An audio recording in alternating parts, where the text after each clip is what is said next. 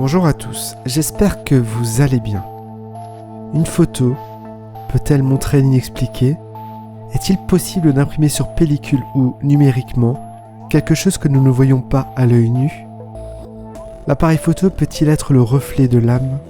La technologie permet-elle de voir des êtres d'une autre dimension ? C'est ce que porte à croire l'histoire incroyable de Stella Lansing. Et on en parle tout de suite.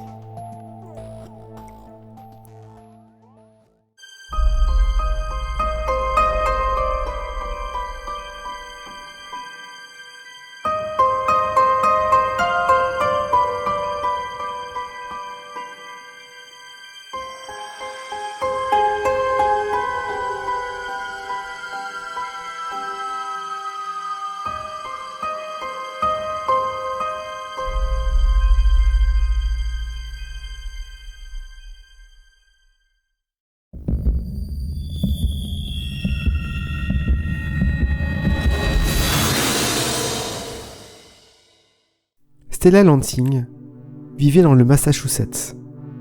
Elle a vu un jour un objet lumineux en forme de boule planer au-dessus de sa maison, un jour de 1961. Elle a cru que l'objet l'observait. Puis, il flotta à quelques mètres de là où elle se trouvait pendant un bref instant, avant de se projeter au loin et de disparaître. Elle ne fut pas la seule à le voir. Stella a régulièrement vu des sphères au cours des années suivantes.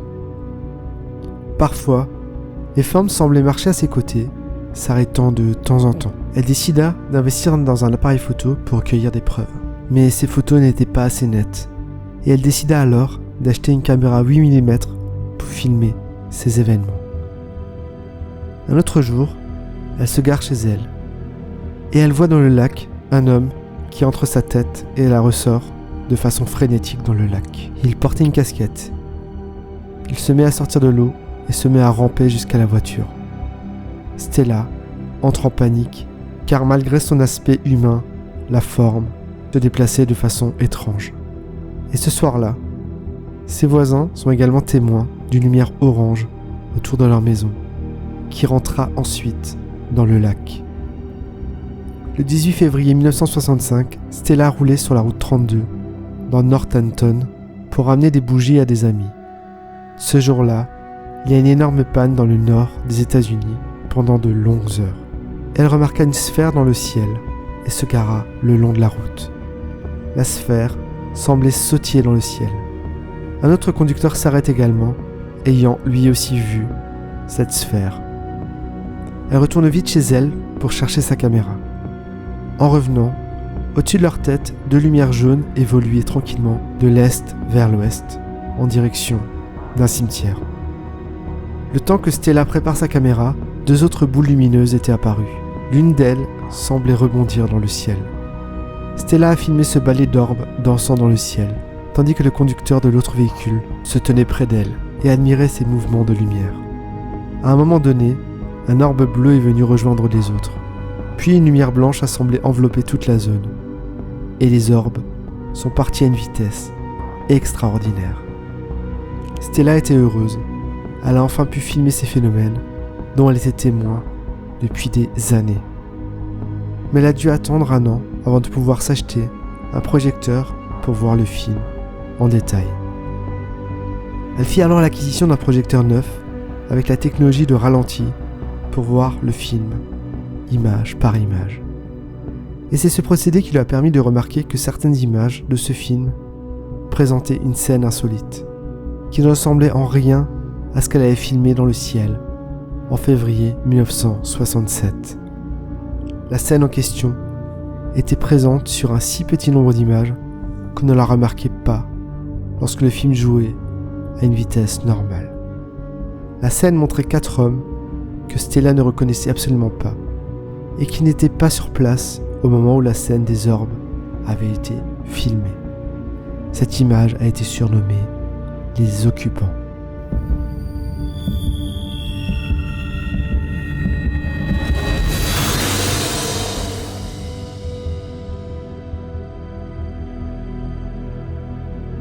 Stella pensait que ces hommes devaient se trouver à l'intérieur d'un des objets non identifiés qu'elle avait filmés. Elle déclare : Je n'ai jamais vu les gens lorsque je les ai filmés. Je ne peux pas vous dire de quel objet ils provenaient ou dans quoi ils étaient. La seule chose à laquelle je peux penser, c'est qu'ils devaient provenir de l'objet qui brillait, d'un blanc doux. Au fil des années, Stella Lansing a filmé plus de 50 rouleaux de film 8 mm et pris de nombreuses photos en utilisant 6 caméras différentes, 2 types de films, toute heure du jour ou de la nuit, dans 5 États américains. Ses sujets sont les orbes et les objets volants non identifiés. Elle a noté méticuleusement chaque fois qu'elle a vu ces ovnis, avec la date, l'heure et l'endroit. On peut y voir, sur cette vidéo, Stella en train de filmer un documentaire sur la reine Elisabeth, et il apparaît en surimpression un homme. Elle avoue qu'elle ressent la compulsion de prendre un film ou des photos, et que c'est en suivant cette intuition qu'elle est devenue aussi prolifique. Lorsqu'elle a essayé de prendre en photo une des silhouettes brillantes qu'elle apercevait, Stella a senti sa main gauche au complet se paralyser, comme si elle recevait un choc électrique.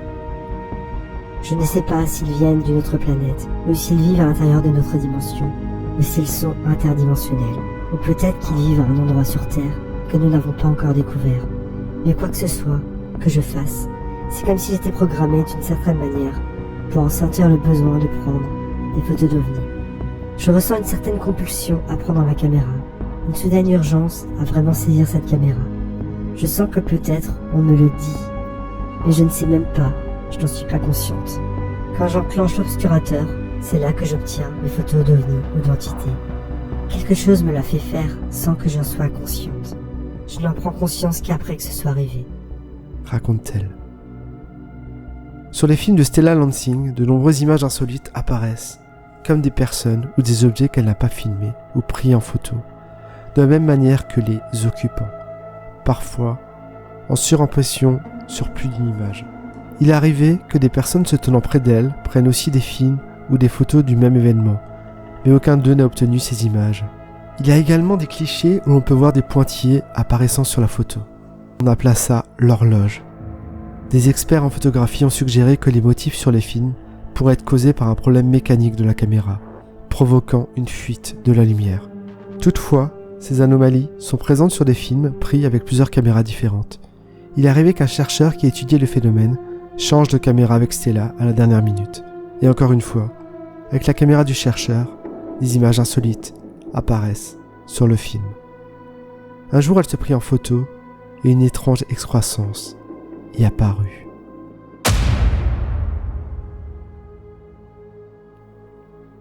Lorsque des scientifiques s'intéressaient à ces expériences, Stella Lansing coopérait pleinement pour leurs enquêtes. L'un de ces scientifiques était le docteur Berthold Erik Schwartz, un psychiatre qu'elle rencontra à une conférence sur les ovnis.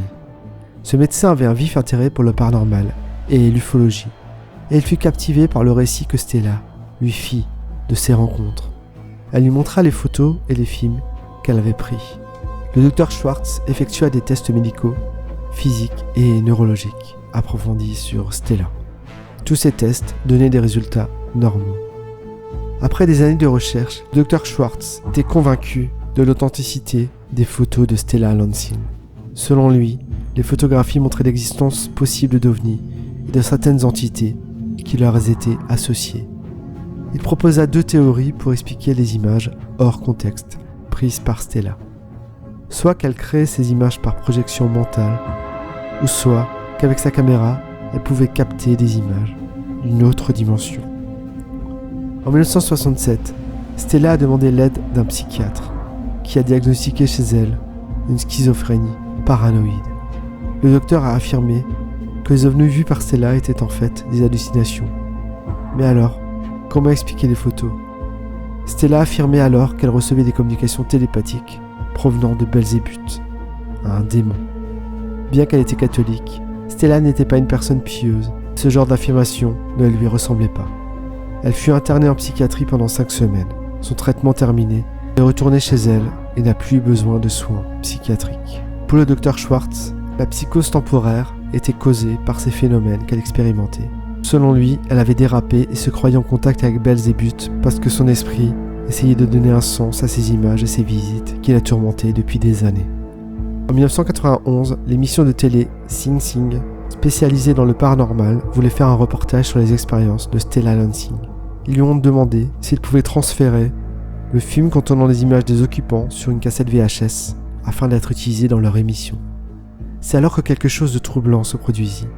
C'est en transférant les images des occupants qu'ils se sont rendus compte que ces images contenaient du son, ce qui est techniquement impossible, puisque la caméra 8 mm de Stella Lansing ne pouvait pas capter le son. Cassette VHS, le son devenait disponible. Le très court segment de son contenait des voix humaines. Le voici.